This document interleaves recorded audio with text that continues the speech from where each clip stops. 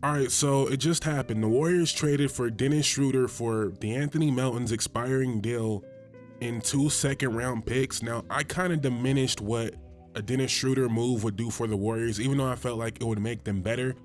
But when I said all that, I was assuming there would have to be more included here. When you think about all the teams in the NBA right now that might need Dennis Schroeder, it's hard to believe that this is what the Brooklyn Nets got, but it's what happened. And as much as I do believe Dennis Schroeder will help, the Warriors don't have any other player besides Steph Curry that kind of gets to the paint. Steph Curry doesn't even really get to the paint anymore. They don't have any ball handlers behind Steph Curry and Pods, right? But the reason why this is very intriguing, they just got Dennis Schroeder without giving up Wiggins, without giving up Moody, without giving up Kuminga, without giving up Pods, and without giving up a first-round pick, and without giving up Looney or GP2.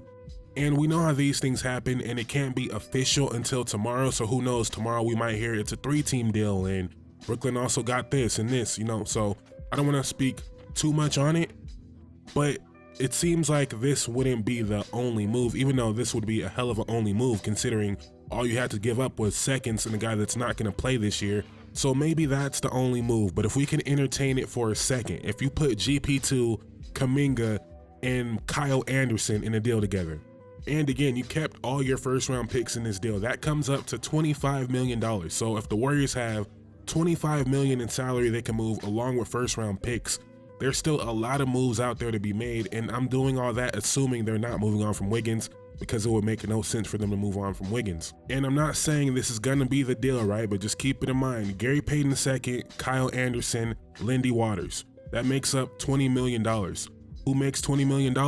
Nikola Vucevic. Nikola Vucevic, and obviously the Bulls won't do that, but again, the Warriors have all their first round picks. So they didn't have to give up any for Shooter. What they give up, 1 and 2 more seconds for Vucevic. Would they potentially give up 2, depending on how much they view him as a difference maker?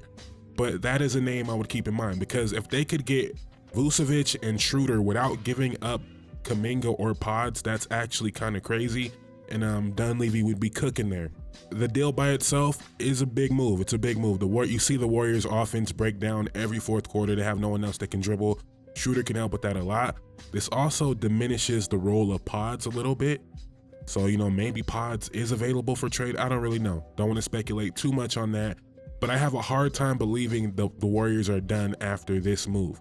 I think it's going to be Vucevic or Jakob Poeltl, more likely Vucevic. Unless they're talking about moving Kuminga, then I'm not sure who that's going to be.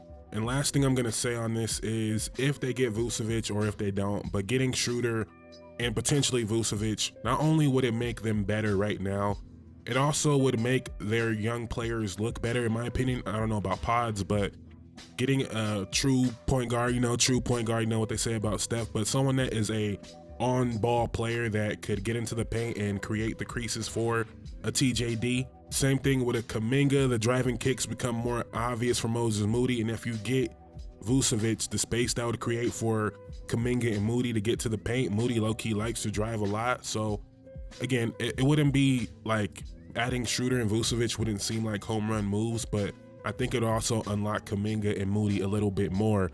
So if they could do that without giving up Moody or Kuminga or even Pods, you would have to give Dunleavy credit. At the same time, are we doing the same thing again? Are we going 2 timelines again?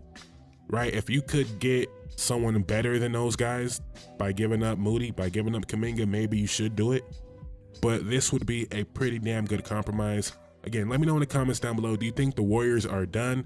If they are done, how do you feel about the move? If they aren't done, tell me the next move you think they should make.